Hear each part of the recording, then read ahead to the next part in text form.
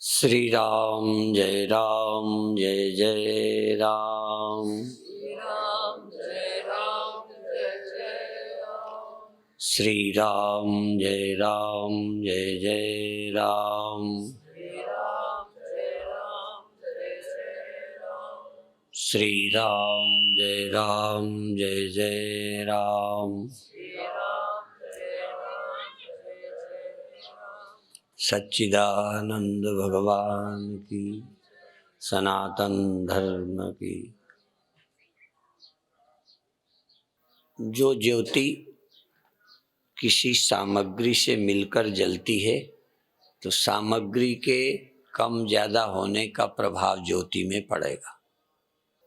साधारण कोई दीप जलाते हैं तो यदि तेल उसमें कम हो तो बुझने लगेगी। यह तेल जाने की प्रक्रिया कम कर दी जाए, ज्यादा कर दी जाए तो ज्योति में फर्क पड़ेगा। पहले घर में अपने एक रखते थे, क्या बोलते थे, लालटेन, तो उसको हम कम ज्यादा करते थे तो उससे तेज हो जाती, धीमी हो जाती।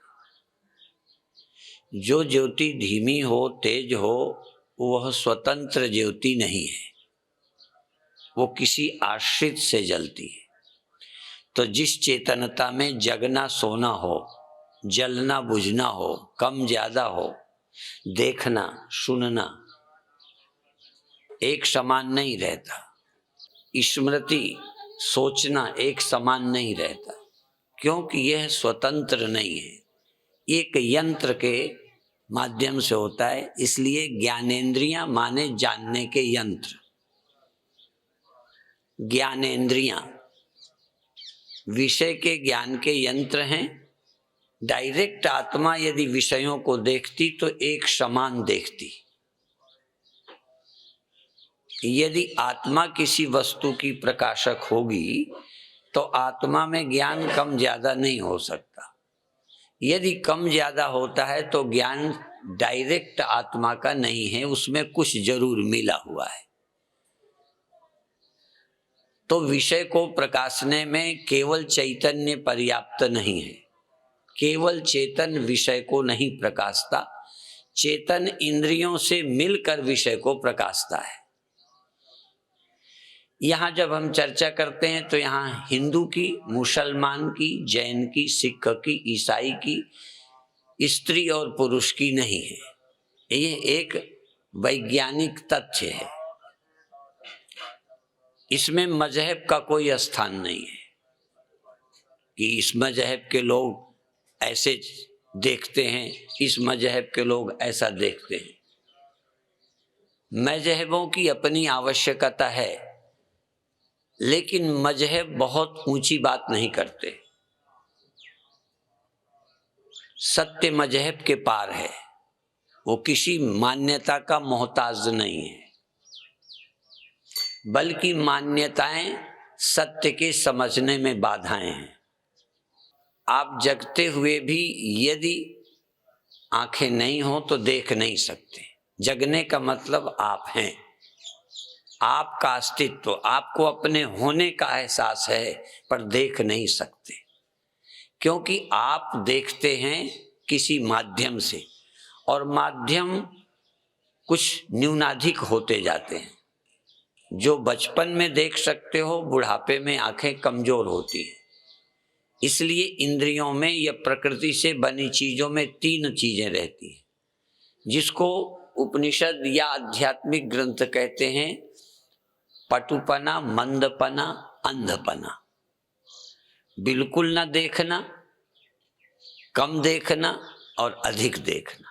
कम सुनना, ना सुनना, अधिक सुनना। कम सूंघना, अधिक सूंघना, बिल्कुल ना सूंघना। समझना, कम समझना, बहुत समझना। जगना, कम जगना, बहुत जगना, ना जगना। जिसमें भी परिवर्तन होगा ये आत्मा नहीं है। विशुद्ध आत्मा का धर्म नहीं हो सकता, या किसी वस्तु का नेचुरल नहीं है, वह स्वभाव नहीं है। जो स्वतंत्र वस्तु होती है उसमें न्यूनता अधिकता नहीं हो सकती। वह स्वतंत्र लाइट नहीं है जिसको आप घटा बढ़ा सकते हैं। हो सकता है कोई व्यक्ति घटा बढ़ा न सकता हो, पर घटने बढ़ने वाली चीज हो सकती है। तुम्हें नहीं घटाना बढ़ाना आता। हो सकता है किसी समय कई बच्चे लालटेन को कम ज्यादा करने न जानते हो। अभी तक पंखे को हम जब से जन्मे और देखा, पंखे की स्पीड को कम ज्यादा करना हम लोग जानते थे, लेकिन कुछ पहले हम लाइट को कम ज्यादा करने का साधन नहीं था। लाइट एक समान जलती थी, थोड़ा प्रभाव पड़ता था तो पावर कम हो गया ज्यादा हो गया वो तो होता था, पर यंत्र में ये साधन नहीं था। अब पंखे की तरह हम बल्ब की रोशनी को भी कम ज्यादा कर सकते हैं। कम ज्यादा करने का कारण यंत्र को बदलना, उसकी ग्रहण क्षमता को कम ज्यादा करना। तो हमारी इंद्रियां इस तरह की हैं, इसलिए देखना आत्मा का निज धर्म नहीं है। आत्मा और इंद्रियां मिलकर देखना सुनना होता है। विषय का ग्रहण न केवल इंद्रिय कर सकती है, न केवल आत्मा कर सकती है। वस्तु ज्ञान में इंद्रियों का उपयोग है, आत्मा का होना आवश्यक है। जैसे ऐनक से देखना, ऐनक से जो चीजें देखी जाती हैं, ऐनक के बिगड़ जाने से वो चीजें नहीं दिखती। इस तरह जगत का ज्ञान, फिर सुनो, जगत का ज्ञान बिना मन इंद्रियों के नहीं होता। यहां तक यदि बुद्धि सो जाए तो आत्मा रहते हुए जगत ज्ञान नहीं होता। सुषुप्ति में हम जगत नहीं देखते, मृत्यु में भी इस जगत से संबंध टूट जाता है। मृत्यु में भी आत्मा की मृत्यु नहीं होती।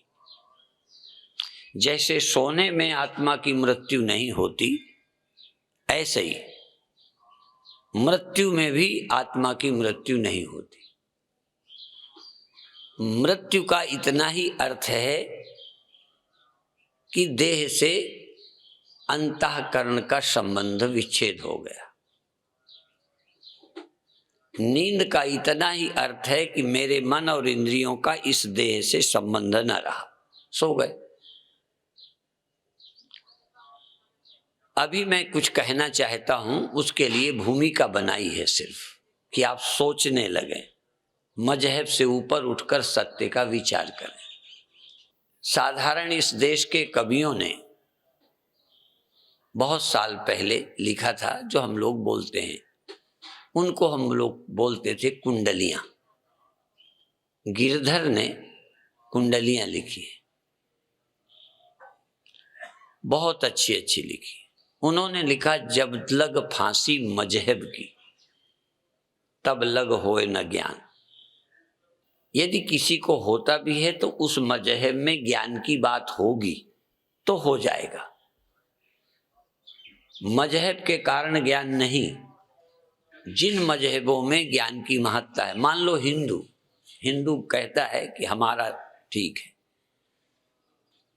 चूंकि हिंदुओं में सोचने की जानने की स्वतंत्रता है, मजहब इतना आड़े नहीं आता, इसलिए हिंदू जानने में सक्षम है। उन्हें ये अधिकार है कि वो विचार करें। जिनको विचार करने की स्वतंत्रता नहीं है, जिनमें विचार करने की सोचने की आजादी नहीं है, वहां ज्ञान नहीं हो सकता। कई जगह मजहब को और ज्ञान के मार्ग को अध्यात्म के दो भाग कर दिए। जैसे आजकल अखबारों में एक पेज आता है, उस पेज में ऊपर लिखा रहता है धर्म और अध्यात्म, रिलीजन एंड स्पिरिचुअलिटी। इसका मतलब रिलीजन अलग है और अध्यात्म स्पिरिचुअलिटी अलग है। अर्थात सत्य का ज्ञान किसी मजहब में हो सकता है यदि आप मजहब से ऊपर अध्यात्म को समझें। मजहब हमारे अंतःकरण की विशुद्धि के लिए या अंतःकरण को नियंत्रित करने के लिए, अंतःकरण को नियम और कानून में बांधने के लिए, जैसे काम वासना को बंधन देने के लिए, एक दिशा देने के लिए, नियंत्रित करने के लिए विवाह। विवाह काम की छूट है या काम का नियंत्रण?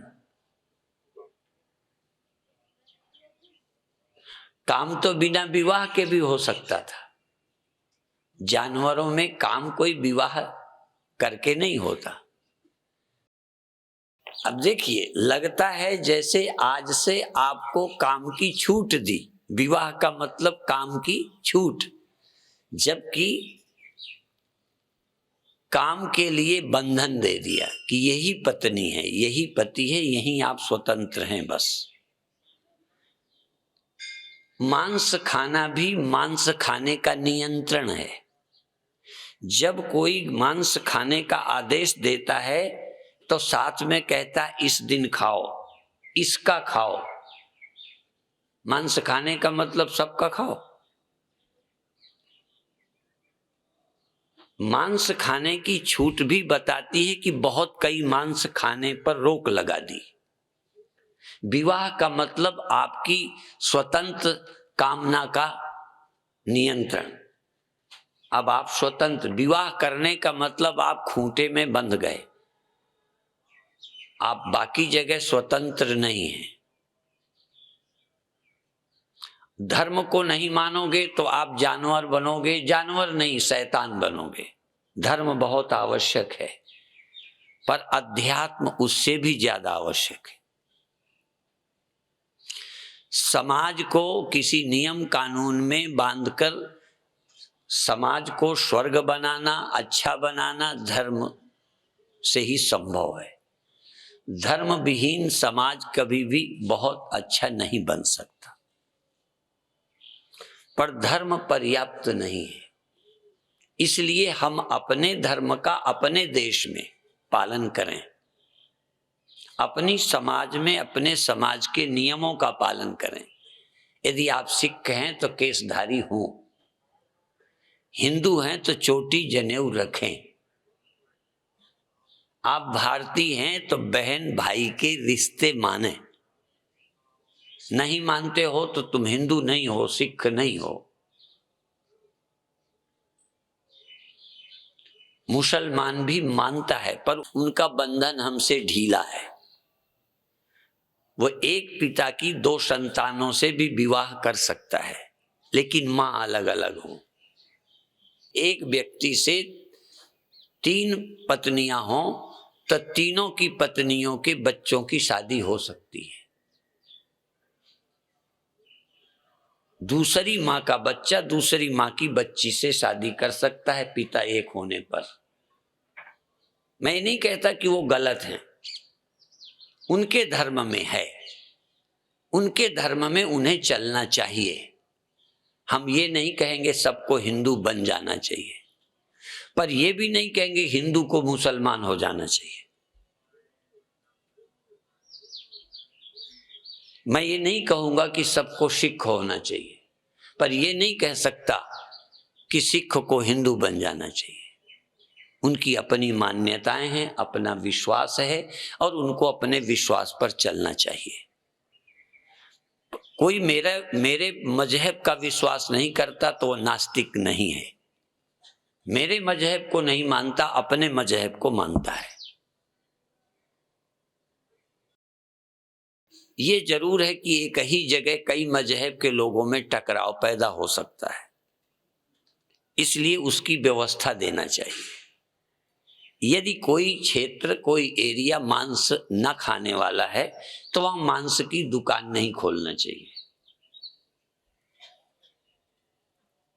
ये हम नहीं कहते कि वो मांस ना खाए, पर जहां शाकाहारी लोग हैं वहीं मांसाहार का होटल खोला जाए तो अच्छा नहीं होगा।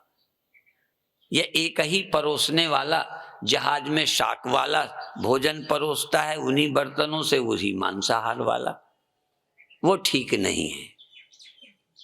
धर्मनिरपेक्ष देश को इतनी व्यवस्था करनी चाहिए कि सब अपना मजहब पालने में स्वतंत्र हों, लेकिन किसी के मजहब में बाधा न डालें। कोई मूर्ति पूजा करता है, कोई नहीं करता, तो मूर्ति पूजा के खंडन में कोई वहां ना बोले, वो अपने मस्जिद में बोले, लेकिन लाउड स्पीकर लगाकर मूर्ति का खंडन ना करे, क्योंकि दूसरे की आस्था को चोट पहुंचती है। उसकी भी आस्था उतनी ही है जितनी तुम्हारी अपने सिद्धांत पर। इसलिए मैं पहले एक बात रख रहा हूं कि सत्य के जानने के लिए मान्यताएं रखते हुए भी हम जा सकते हैं, पर सत्य के जानने के लिए मजहब से ऊपर भी कोई चीज है, ये विश्वास होना चाहिए। मजहब का महत्व है, शरीर का महत्व है, पर शरीर ही सब कुछ नहीं है। मनुष्य देह की बहुत महिमा उपनिषदों ने, ग्रंथों ने, गुरुओं ने गाई है, पर महिमा गाने से मनुष्य का शरीर अविनाशी नहीं है। महत्व है, अविनाशी नहीं। इसी तरह रिलीजन का महत्व है, मजहब का महत्व है, पर मजहब सत्य नहीं है। इसीलिए बहुत है मजहब। मजहब बहुत इसीलिए हैं क्योंकि मजहब अपने देश काल परिस्थिति के अनुसार निर्मित किए गए और आवश्यक हैं। उनको जब हम सत्य मान लेते हैं तो लड़ाई होती है। चोटी वाले कहेंगे यही आवश्यक है, मुसलमान कहेंगे नहीं आवश्यक है। अब रह गया अध्यात्म। अध्यात्म के रास्ते बहुत हैं, समझाने के ढंग बहुत हैं, अध्यात्म बहुत नहीं हो सकते। ईश्वर के विश्वास अनेक तरह के हैं, पर अनेक ईश्वर हैं ऐसा कोई मजहब विश्वास नहीं करेगा। उसके नाम बहुत हैं। हमारे यहां तो अलग अलग भगवानों के अलग अलग नाम तो हैं ही, एक भगवान के हजारों नाम हैं, एक भगवान के। इसीलिए हिंदुओं की एक पुस्तक का नाम है विष्णु सहस्त्र नाम। भगवान सहस्त्र नाम नहीं, भगवान के तो शायद लाखों नाम होंगे, केवल विष्णु के सहस्त्र नाम है। शिव के बहुत नाम है। नवें गुरुजी ने इस झगड़े को कम कर दिया। कई भगवानों के नाम लिख करके। हमारे यहां विष्णु के 1000 नामों में कोई आपत्ति नहीं है, लेकिन कृष्ण नाम में और राम नाम में और शिव नाम में थोड़ी आपत्ति है। वो कहेंगे हम शिव वाले हैं, राम नाम नहीं लेते। इसीलिए गोस्वामी जी को इस झगड़े को निपटाने के लिए थोड़ी एकता की बात करनी पड़ी। हर बुराई को ठीक करने के लिए बाद के अवतार या संत हुए हैं, पुरानी गड़बड़ियों को बोल के समझाने की कोशिश की। एक समय गोस्वामी जी जब जन्मे उस समय शैव और वैष्णव में भी शायद लड़ाई होती थी। राम के उपासक शिव को नहीं मानते थे, शिव के उपासक राम का विरोध करते थे। तो उस समय गोस्वामी जी को रामायण में ये बातें डालनी पड़ी। शिवद्रोही ममदास कहावे, सो नर मोहि सपने नहीं भावे। शिवद्रोही ममदास, ममद्रोही शिवदास, सो नर करहि कल्प भर, घोर नरक में बास। उपदेश भगवानों के द्वारा कहाया कि जो मुझको मानता है शिव का विरोध करता है, शिव को मानता है मेरा विरोध करता है, वो कल्प कल्प भर नरक में रहेगा।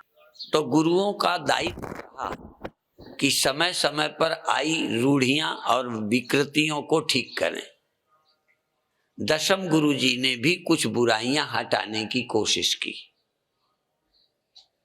जाति के खिलाफ गुरुदेव बोले, मानस की जात सबे एको पहचान,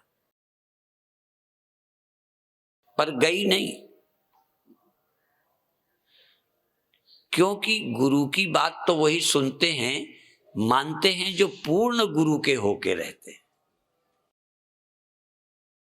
जरूरी नहीं कि तुम मानते हो तो पूरा ही मानते हो। कई लोग वैद्य और डॉक्टरों की मानते हैं, कुछ मान लेते हैं, कुछ नहीं मानते। वो कहेंगे तुम चीनी बिल्कुल नहीं खाना, तली हुई चीजें नहीं खाना, पर तुमने कहा कोई बात नहीं, डॉक्टर ठीक कहते हैं इसलिए तली नहीं खाएंगे, पे कभी कभी चलेगा, ब्याह बारात में चलेगा, एक दिन में क्या बिगड़ जाएगा। कहीं ना कहीं हम थोड़ा ढील देंगे। हमारी दुर्बलताएं गुरुओं की बात न मानने को मजबूर करती है। फिर मेरा समय भूमिका में निकल जाएगा। मैं बताना चाहता हूं कि चेतन और जड़, सत्य, सत चित आनंद, बिना सत्य के कोई वस्तु पैदा नहीं हो सकती। कोई चीज दुनिया में विज्ञान के बाप आ जाए, जब भी कोई चीज बनाएगा तो बनाई चीज को बनाने के लिए, बनाने वाली चीज के बनाने के लिए कोई चीज का आधार लेगा, आश्रय लेगा। आप घड़ा बनाए तो मिट्टी का सहारा लेंगे, गहना बनाए तो सोने का सहारा लेंगे। अब सोने का कोई तार्किक बैठा होगा, समझेगा स्वामी जी गलत बोलते हैं, चांदी का भी सहारा ले सकता है। कोई कहेगा पीतल का भी ले सकता है, कोई कहेगा लोहे का ले सकता है। तो वो बेवकूफ है ऐसा तर्क करने वाला, हमें पता है। पर एक उदाहरण दे के बात खत्म करने के लिए कह दी कि सोने का सहारा लेगा तो गहना बनाएगा। तुम 30 मार खाना ही हो जो बीच में बोल पड़ो चांदी का भी ले सकता है। हमारा प्रयोजन इतना है कि कोई वस्तु निर्मित की जाएगी तो सत्य का सहारा लेना पड़ेगा। यहां तक तुम स्वप्न देखते हो तो तुम अपना सहारा लेके देखते हो। तुम ना हो तो नहीं स्वप्न खड़ा कर सकते। कल्पना खड़ी करने के लिए भी आपका होना, स्वप्न कल्पना होगी पर तुम तो होगे सच्चे। तुम ही ना होगे तो कल्पना कौन खड़ी करेगा। तुम झूठ और भ्रम भी तभी देख सकते हो जब तुम मौजूद हो। भ्रम कब होगा? मान लो तुमको रास्ते में भ्रम हो गया, झूठ दिखा, गलत सलत दिखा, तो तुम वहां नहीं थे, भ्रम हुआ। तुम तो वहां होगे, तुम्हें भूत दिख गया, जो नहीं था दिख गया, तो कब दिखा? तुम तो मौजूद थे। यहां तक तुमको जाने क्या क्या दिखा, घबरा गए, अपना देखा तुम्हें सच लगा, चलो बाद में झूठा हुआ, लेकिन तुम मौजूद नहीं हो। और तुम देख के तुम अपनी मौत भी देखोगे तो तुम मौजूद होगे। अपनी मृत्यु भी देखने के लिए तुम्हारा होना, बोलो, मर गया हूं ये अनुभव निराधार नहीं हो सकता। न होने वाला व्यक्ति अपनी मौत का ख्याल भी नहीं खड़ा कर सकता।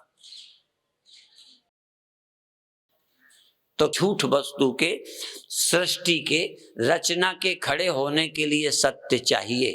इसलिए एक ओंकार, सतनाम, कर्ता पुरुष, निर्भव, निर्वैर, अकाल मूरत, अजूनी, अर्थात वो अकाल मूरत है, वो समय पे नहीं उपजा, वो अजूनी है, उसका जन्म नहीं हुआ। जूनी होती है जिसका जन्म हो। कोई मनुष्य योनि, कोई पशु योनि में उपजा, कोई कीड़े मकोड़े की योनि में उपजा, वो अजूनी है, वो किसी योनि से उपजा नहीं। थाप्या न जाए, कीता न होए, आपे आप निरंजन सोए। जो किसी का थापा बनाया किया हुआ नहीं है, आपे आप है, और कोई उसके अलावा कोई आपे आप नहीं है। हिंदू समाज में स्वयंभू शब्द कहा, जो आप ही है, आप ही नहीं है, हुए हो। जो हुआ है वो सृष्टि है, जो नहीं हुआ वो सत्य है, जो हुआ ही नहीं और है। घड़ा किया गया है तब है, मकान किया गया है तब है। यहां तक सृष्टि तुमने नहीं की, पर सृष्टि की गई तब है। सब कुछ किया गया है। यदि नहीं किया गया है, केवल उसको ही हम परमात्मा कहते हैं। जो मनुष्य बनाता है वो परमात्मा नहीं है। परमात्मा मनुष्य का बनाया नहीं है। सृष्टि के लोगों ने परमात्मा नहीं खड़ा किया, सिर्फ सृष्टि के सत्य का विचार मनुष्य ने किया, उत्पत्ति नहीं। भगवान मनुष्य की इमेजिनेशन नहीं है, ध्यान रखना। परमात्मा मनुष्य की कल्पना नहीं है, बल्कि परमात्मा की कल्पना है सब कुछ। तो पहला सिद्धांत सत्य, सृष्टि का कोई ना कोई सत्य होगा जिससे सृष्टि हुई है, और वह सत्य यदि जड़ होता तो सृष्टि होती, पर सृष्टि का पता ना होता, हो सकता है होती भी नहीं। तो वह सत्य जिससे सृष्टि हुई है वो चेतन होना चाहिए। वह सत्य है जिससे सब कुछ होता है, वह चैतन्य है जिससे सब कुछ दिखता है, और वह एकमेव अद्वितीय होना चाहिए। ये हमारे यहाँ सब ने माना कि एक से ही सब हुआ, एक नूर ते सब जग उपजे, कौन भले को मंदे। भले भले उससे उपजे ये नहीं कह रहे, मंदे भी उसी से उपजे, भले भी उसी से उपजे। भले और मंदे का आश्रय एक है। स्वप्न बुरा हो अच्छा हो, एक ही से उपजता है। अच्छे सपने तुमसे उपजते हैं, बुरे सपने तुम्हारे बिना उपजते हैं। बुरा ख्याल तुम्हारे सहारे उपजता है, और अच्छा ख्याल तुम्हारे बिना, या अच्छा ख्याल तुम्हारे से उपजता है। बुरा ख्याल आपके बिना, माने अच्छी डिजाइन के बर्तन, सुंदर बर्तन तो मिट्टी से बनते हैं, और असुंदर बर्तन बिना मिट्टी के बन जाते हैं। उसको सत्य का आश्रय नहीं चाहिए। कई लोग ये भी पूछते हैं कि ये ऐसे भगवान से बुरा क्यों पैदा हो गया। दूसरा, वह सत्य है जिससे सब कुछ सत्य हुआ। वह चेतन है जिससे जगत का ज्ञान हुआ, चेतनता हुई। चेतनता भी हुई, चेतनता में विशेषता आई। एक शब्द में आता हूं वेदांत पर, अध्यात्म पर, समान चेतन और विशेष चेतन। ये शब्द बहुत महत्व का है, समान चेतन और विशेष चेतन। विशेष चेतन कहीं है कहीं नहीं है, विशेष चेतन कभी है कभी नहीं है। समान चेतन माने समान है, सब में है। समोहम सर्वभूतेषु न मे देवस्ति सब न प्रिया। भगवान कहते हैं मैं सब में समान हूं, समोहम। भगवान सब में बराबर है। जानवर में भी उतना ही है, जड़ पेड़ों में भी उतना ही है, साधु महात्माओं में भी उतना ही है। परमात्मा सब में समान है, पर परमात्मा के समझने की योग्यता पेड़ों में नहीं है, समझने की जरूरत नहीं है। परमात्मा है क्योंकि वहां विशेष चेतन नहीं है। विशेष चेतन न होने से कोई प्रश्न नहीं है। जानवरों में विशेष चेतन है, पर विशेष चेतन होने पर बुद्धि नहीं है। जैसे विशेष चेतन अर्थात जग जाए, जगे हुए विशेष चेतन है पर एक अंधा है। विशेष चेतन है पर नेत्र नहीं है, इसलिए देख नहीं सकता। विशेष चेतन है पर दिमाग नहीं है, इसलिए पगला है। तो सत्य सब में समान है। पहली चीज, सत्य तो सब में समान है। चेतन भी सब में समान है, पर चेतन की अभिव्यक्ति सर्वत्र नहीं है। चेतन की अभिव्यक्ति जहां जहां है वो जीवधारी है। चेतन की अभिव्यक्ति होते हुए जहां मनुष्य का शरीर है, इंद्रियां हैं, मन बुद्धि है, वहां परमात्मा की खोज हो सकती है। इसलिए भई प्रापत मानुख देहुरिया, गोविंद मिलन की ये हो तेरी बरिया, और काज तेरे किते ना काम। और काम कोई महत्व के नहीं, और काम तो सब जगह हो जाते।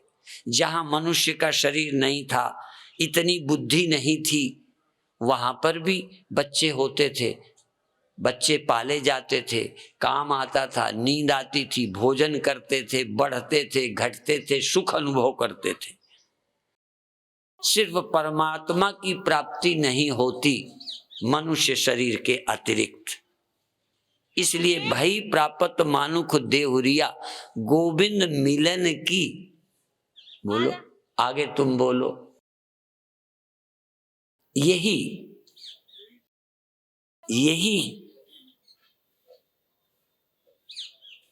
जितने आए हो इतने के लिए ही है, बाकी का नहीं। आहा, गोविंद मिलन की ये तेरी बरिया। तो ये नहीं है कि गोविंद को मिलने के लिए तुम रोटी नहीं खाना। गोविंद जी के पाने का समय है, इसका मतलब आप शौच नहीं जाना, स्नान नहीं करना, शादी नहीं करना, ये नहीं कहा। गोविंद मिलने के लिए विशेष अवसर है, और भी अवसर इसमें हैं जो करने ही पड़ेंगे। ऐसा नहीं कहा कि गोविंद मिलन की ये तेरी बरिया, इसलिए रोटी नहीं खाना, कपड़ा नहीं पहनना, नंगे रहना, घर नहीं बनाना, शादी नहीं करना, बच्चे नहीं पैदा करना, मना नहीं किया। लेकिन यह काम जरूरी है, नहीं जरूरी, खाना जरूरी तो नहीं। यदि नहीं जरूरी तो शुरुआत पहले साधुओं से करो, सम्मेलन में बुलाओ, खाना मत दो, खाना मत दो, खाने मत दो। नहीं जरूरी है तो सोने मत दो, नहीं जरूरी है तो उन्हें कपड़े ओढ़ने मत दो।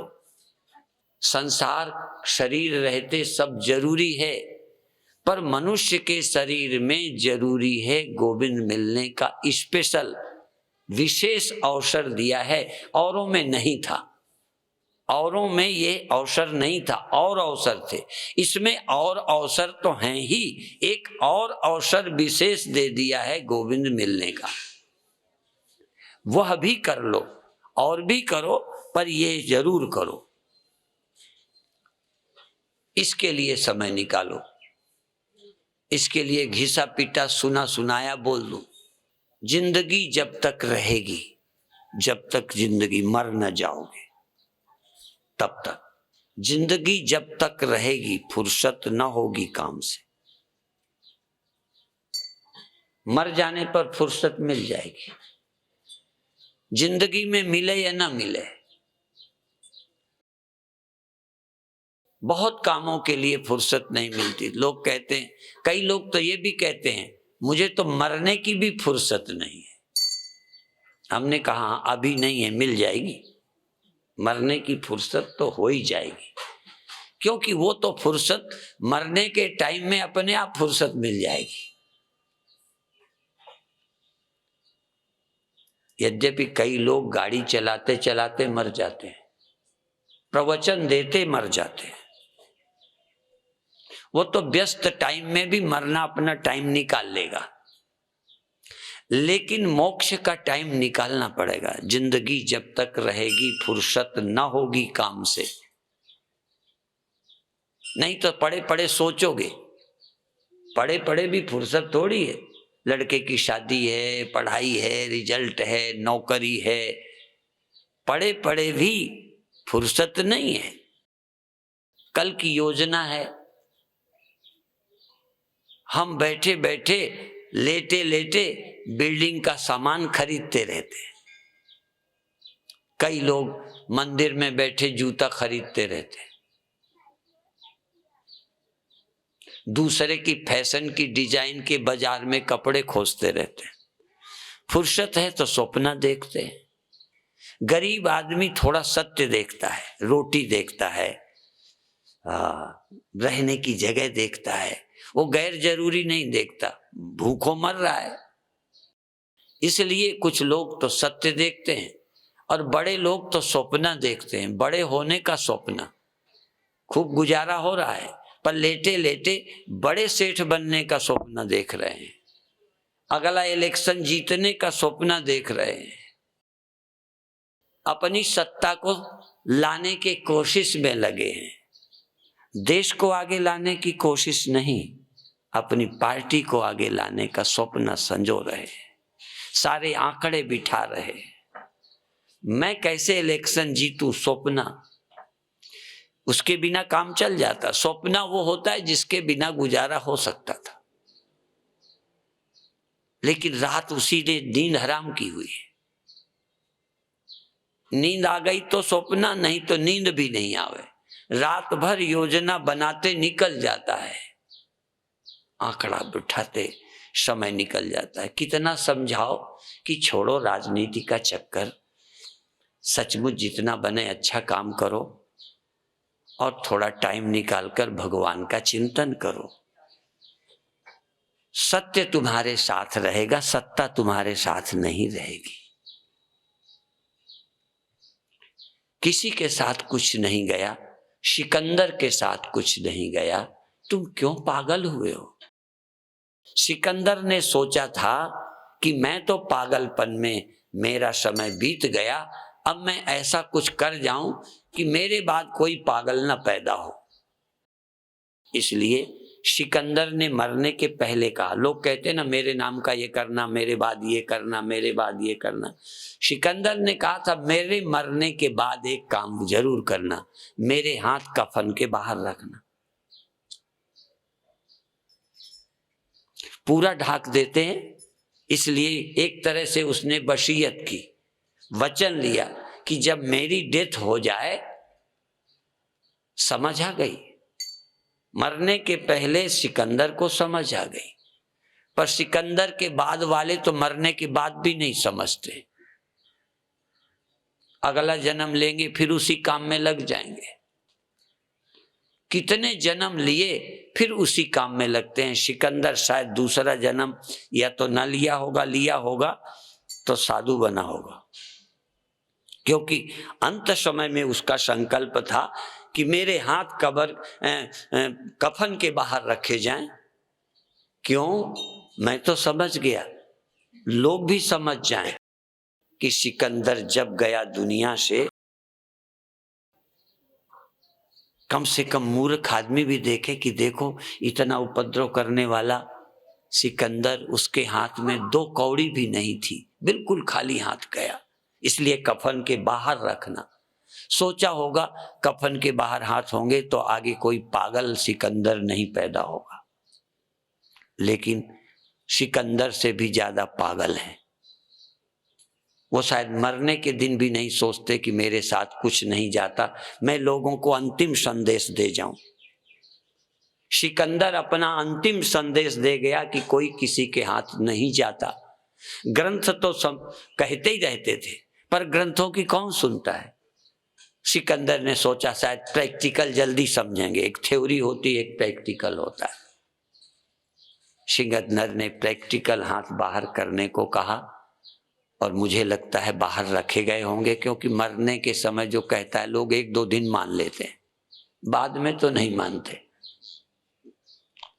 ताजा ताजा दुख होता है, माँ बाप कुछ कह गए होते हैं तो 1-2 दिन मानते हैं कि बेटा लड़ना मत, जायदाद के लिए मेरी नाक मत कटाना, मेरे मरने के बाद ठीक से रहना।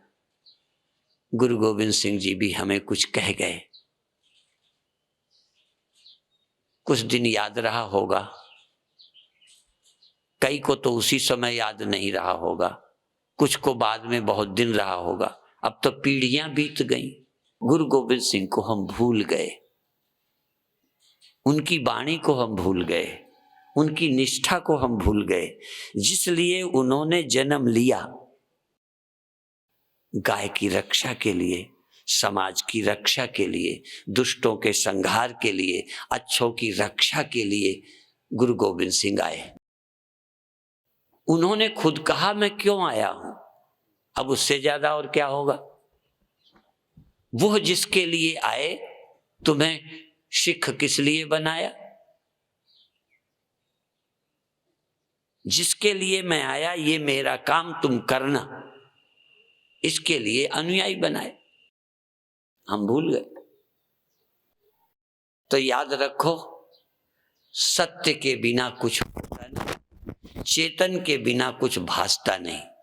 अब तो चेतन सर्वनिवासी सदा आलेपा, परमात्मा चेतन सत्य सबत्य है, लेकिन मालूम ही नहीं पड़ता।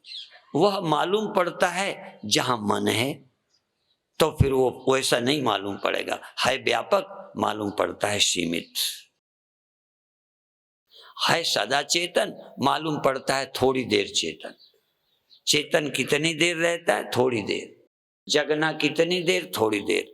जगना कहाँ, अलग अलग, मेरा अलग तुम्हारा अलग, फिर सोना, जीना और मरना।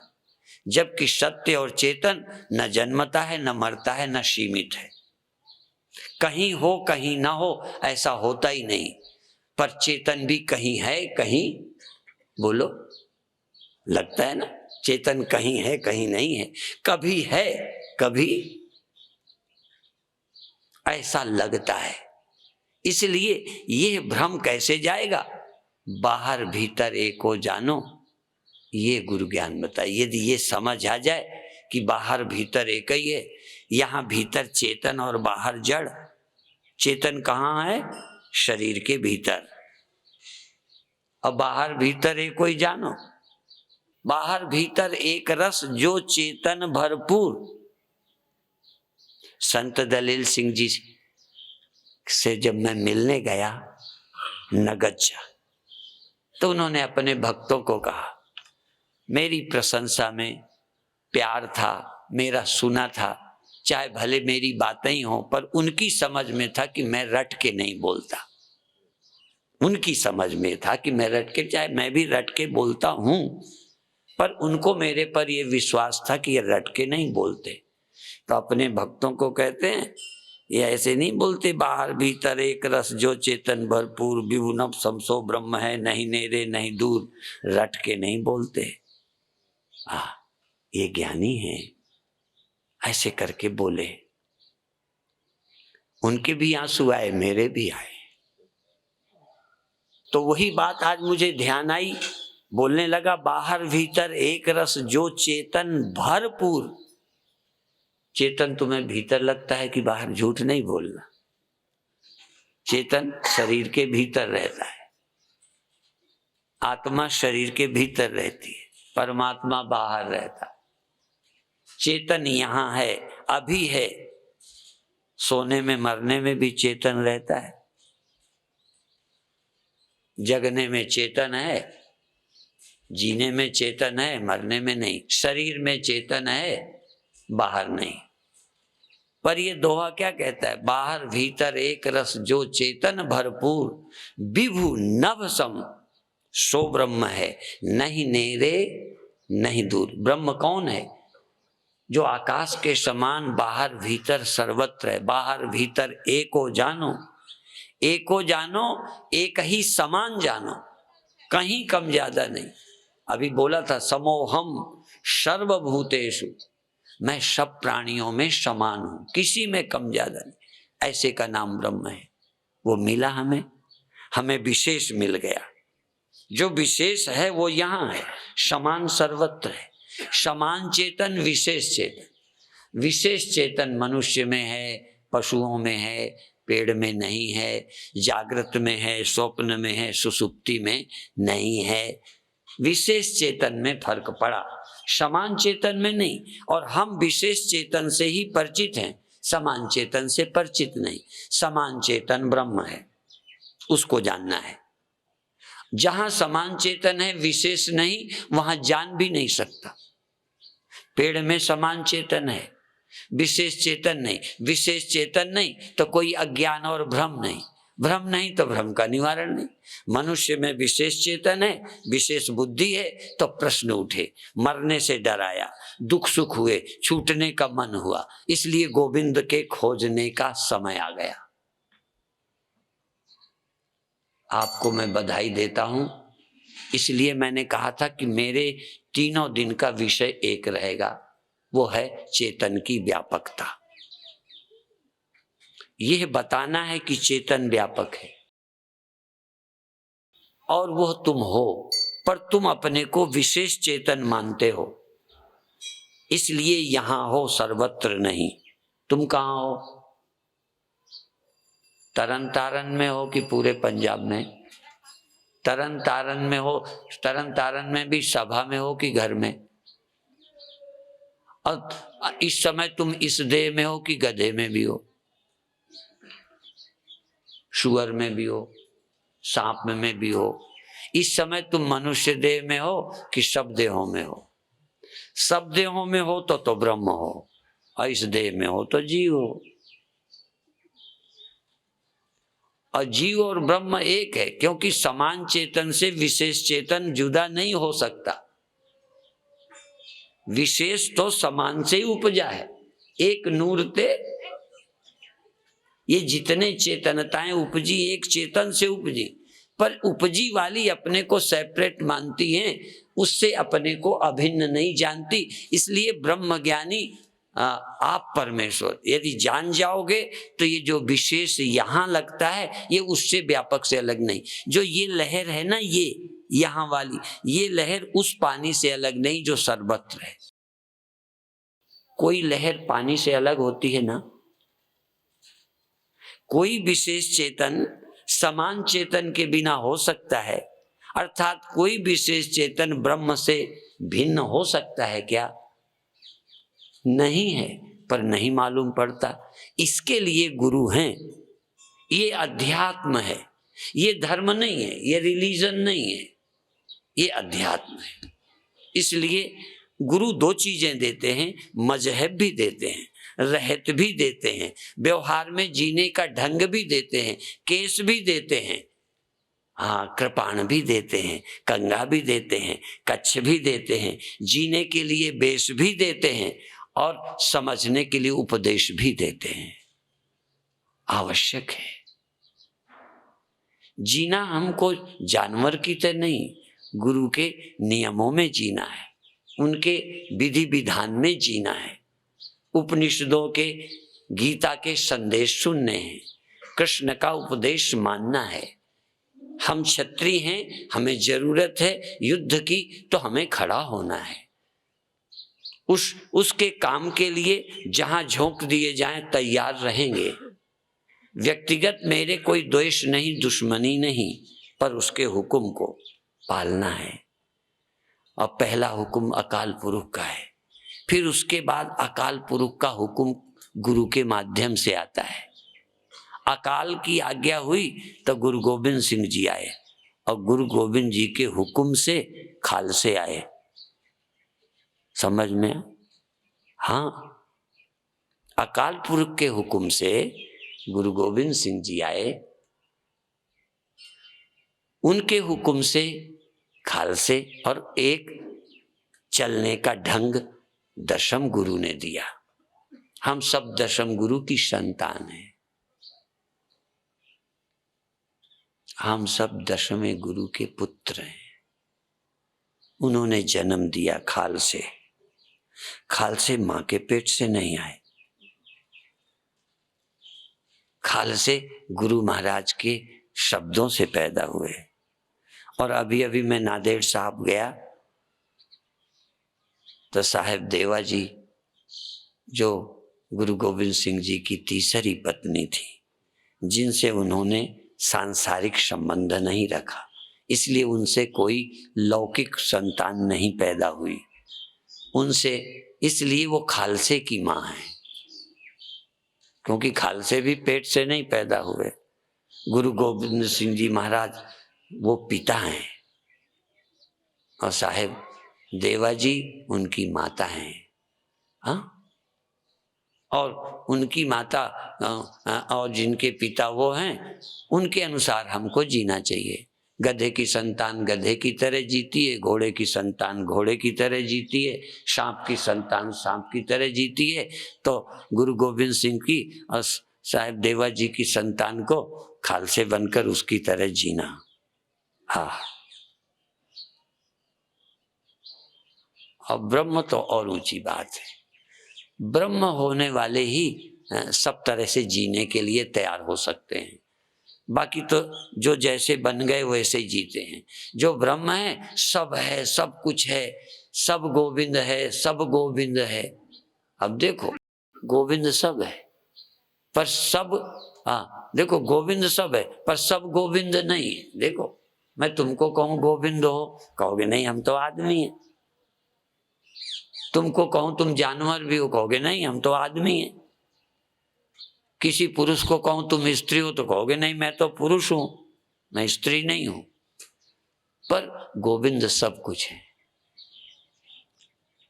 परमात्मा सब कुछ है, सत्य ही सब कुछ है, उसके अतिरिक्त और कोई नहीं है। इस सत्य को पहचानने के लिए ये कार्यक्रम रखा गया है।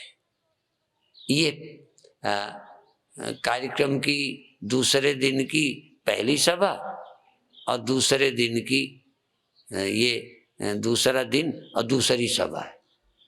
दिन भी दूसरा है और सभा भी दूसरी है। इसमें पढ़ाई शुरू की है, पर पहले तो मान के चलना पड़ेगा।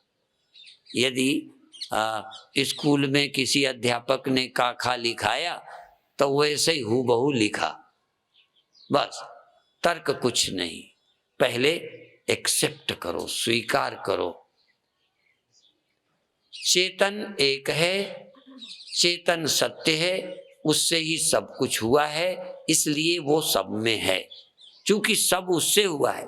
यदि सोने से कोई चीज बनी होगी तो सोना उसमें होगा, जो चीज मिट्टी से बनी होगी उसमें मिट्टी होगी, इससे तो कोई इनकार नहीं कर सकते।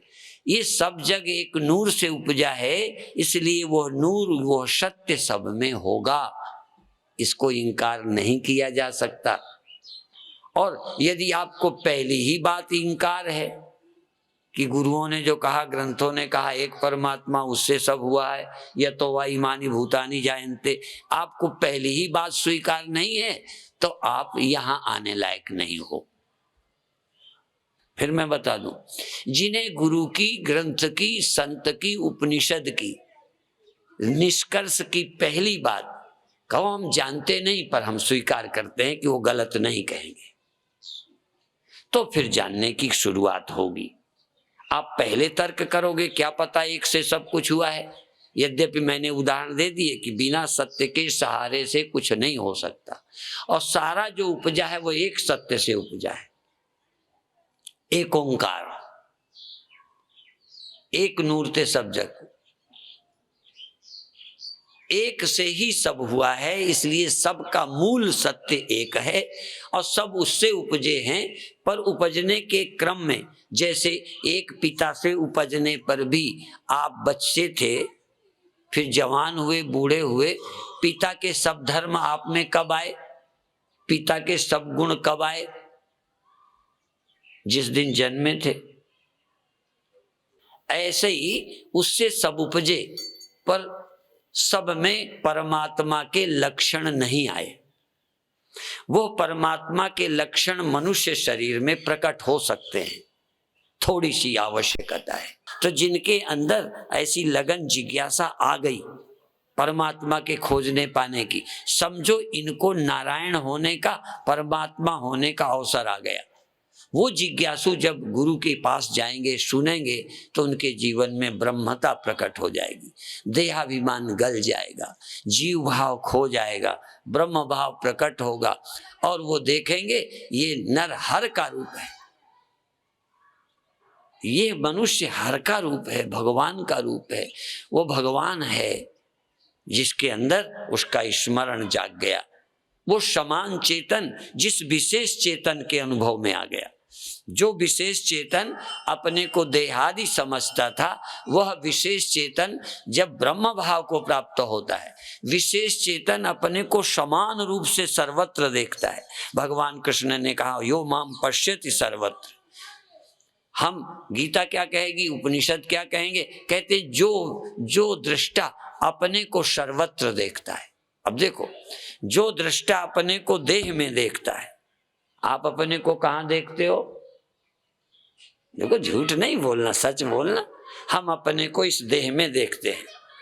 भगवान कृष्ण कहते जो मुझे सब देहों में देखता है। उपनिषद कहता है जो अपने को, वहां तो भगवान को जो सब में, यहां उपनिषद कहता है, उपनिषद ज्यादा ईमानदार है।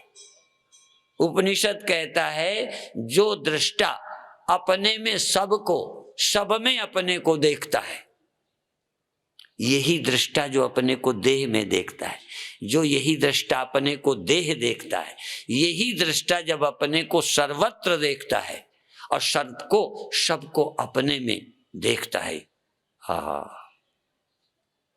फिर वो ईर्षा नहीं करता, फिर उससे अलग जगत नहीं रहता।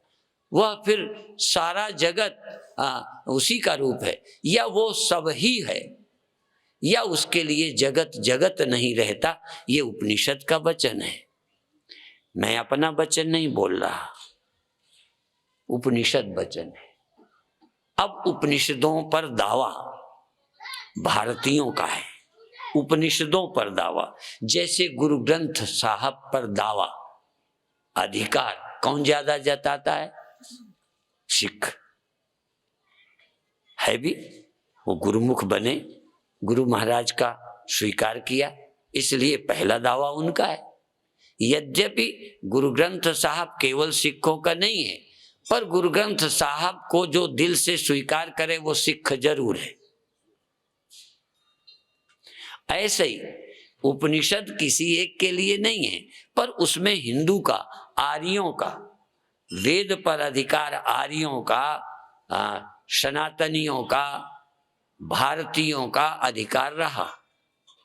वो वेद को मानते हैं, जो वेद को मानते ही नहीं वो तो झूठ कह दे तो कह दे।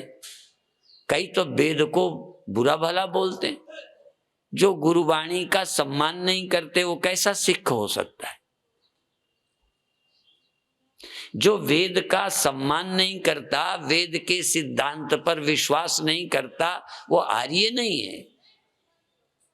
तो आप उस सिद्धांत को स्वीकार करते हुए उस सत्य को खोजें। उस सत्य के खोजने के लिए हमने आपको कहा है 5 मिनट सिर्फ आंख बंद करके अभी मौन रहेंगे, बाकी अगली सभाओं में चलेगा विषय। ये ध्यान की यद्यपि सभा थी, पर ध्यान के पहले आपको कुछ बताना जरूरी है। आप देह हैं, ये पहला भ्रम है, सबसे बड़ा भ्रम है कि आप देह हैं। दूसरा भ्रम है कि आप देह में हैं, केवल देह में हैं तो चेतन, पर देह में हैं, जीव हैं, देह को छोड़ते हैं, देह में आते हैं, ये दूसरा भ्रम है। पहला भ्रम की देह है, दूसरा भ्रम की हम जीव हैं, जगते सोते हैं, देह में आते हैं, कर्म फल भोगते हैं, दूसरे देह में जाएंगे। इस भ्रम की निवृत्ति करने के लिए एक और भ्रम है कि हम पैदा हुए हैं, हम मर जाते हैं, हम जगते हैं, हम सो जाते हैं, हम आते हैं, चले जाते हैं। यह तीसरा भ्रम की जड़ है। और भ्रम की निवृत्ति है कि हम कभी आते नहीं, जाते नहीं, जगते नहीं, सोते नहीं, जन्मते नहीं, मरते नहीं। पर ये भ्रम कहने से नहीं जाएगा, थोड़ा साधना और सुनकर समझने से जाएगा। आज अभी आंखें बंद कर भीतर जागिए, अपनी आंखों पर जागिए, अपने कानों पर जागिए। देह नहीं हो, देह में हो। आज के ध्यान में मैं आंख में हूं, आंख मेरे कारण देख पाती है। मैं और आंख मिल जाते हैं, पर आंख आंख है, मैं आंख नहीं हूं। कान कान है, मैं कान नहीं हूं। मैं कान में आता हूं, कान तो कहीं नहीं जाता। मैं कान में आके सुनने लगता हूं, मैं आंख में आके देखने लगता हूं, मैं श्वास में जाके श्वास का अनुभव करता हूं। मैं जगह बदलता हूं, आंख अपनी जगह नहीं छोड़ती। कान अपनी जगह लगे रहते हैं, पेट अपनी जगह, पैर अपनी जगह लगे हैं, पर मैं यहाँ वहाँ जाता हूँ। जैसे बाथरूम अपनी जगह, किचन अपनी जगह, बेडरूम अपनी जगह, वो नहीं चेंज होते। मैं ही कमरा चेंज करता हूँ। मैं ही कभी बाथरूम में, कभी लेटरिन में, कभी किचन में, कभी बेडरूम में, कभी आंगन में, कभी बाहर। मैं बाहर भीतर होता हूँ। इसी तरह शरीर अपनी जगह है, आंख अपनी जगह है। मैं कभी आंखों में बैठता हूँ, आंखों में, अच्छी बात है, आंखों में बैठ जाओ, थोड़ी देर बंद आंखों देखो, आंखें बंद करो और देखो। आज्ञा चक्र में बैठ जाओ, दोनों भाव के बीच। सहस्रार में चले जाओ, दशम द्वार पर, टॉप सेंटर। सिर में चले जाओ, सारा घर घूमो, सारे देह में घूमो। एक बात आज पक्की करो, शरीर में मैं हूं, शरीर नहीं हूं। बस शरीर में मैं हूं। शरीर में ना होता तो मुझे सुनने की, समझने की जरूरत ही न पड़ती। शरीर में हूं, शरीर के सुख दुख मुझे होते हैं, कष्ट होते हैं। मैं शरीर की कमी बेसी को समझता हूं। भूख लगती है, प्यास लगती है, मुझे पता चलता है। कार में डीजल घट जाए तो ड्राइवर को पता चलता है। लाइट ठीक ना हो तो ड्राइवर को पता चलता है। ड्राइवर और कार अलग अलग हैं, रहते जरूर पास हैं, पर ड्राइवर ड्राइवर है, कार कार है। ये शरीर शरीर है, तुम हो, तुम इस शरीर में हो। बहुत अच्छे। आंख में तुम हो, कान में तुम हो, खूब फुरो, शरीर को देखो, अनुभव करो, फिर श्वास में आ जाओ। अब श्वास को लीजिए और छोड़िए। श्वास कहाँ है ख्याल करो, नाक के छेद में या पेट में। पेट में श्वास लेते छोड़ते हो, पेट में रहकर श्वास भरते छोड़ते हो, या नाक के पास ध्यान रख के श्वास लेते छोड़ते हो। श्वास लेने छोड़ने में थोड़ी सावधानी बरतो, केवल 3 मिनट और। श्वास लेने में सावधान रहो। ध्यान रखो कि इस समय तुम पेट में रह के श्वास ले रहे हो, छोड़ रहे हो।